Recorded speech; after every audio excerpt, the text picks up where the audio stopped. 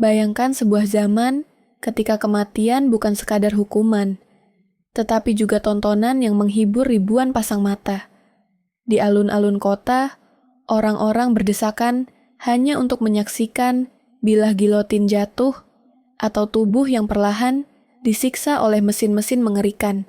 Setiap jeritan menjadi hiburan, setiap tetesan darah adalah peringatan. Inilah wajah kelam sejarah ketika keadilan dan kekejaman berjalan beriringan. Pair of Anguish. Pair of Anguish adalah salah satu alat eksekusi dan penyiksaan yang paling mengerikan dari abad pertengahan. Alat ini berbentuk menyerupai buah pir dari logam dengan mekanisme sekrup di bagian atas.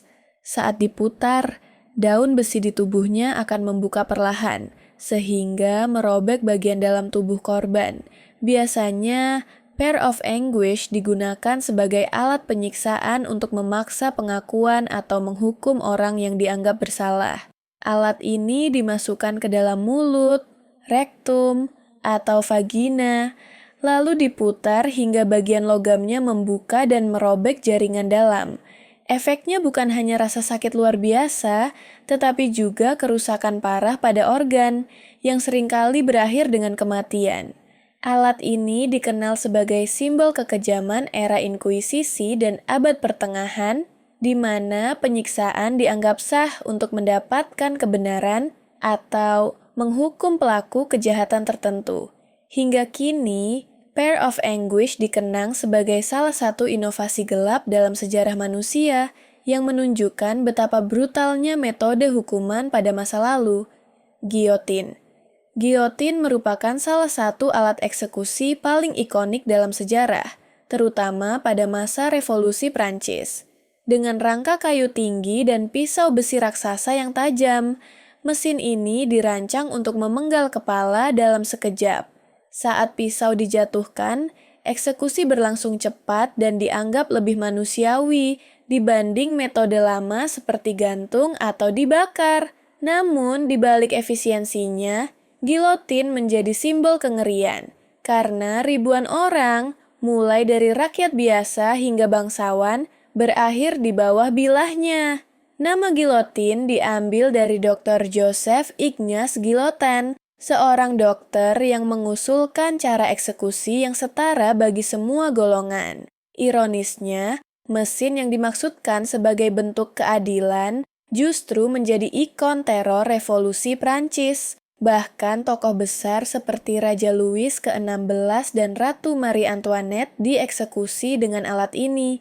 Cepat, tegas, dan tanpa pandang bulu, gilotin kini dikenang bukan hanya sebagai mesin pembunuh, tetapi juga sebagai saksi bisu sejarah kelam tentang kekuasaan, keadilan, dan darah yang mengalir di abad pertengahan hingga modern awal. The Rack.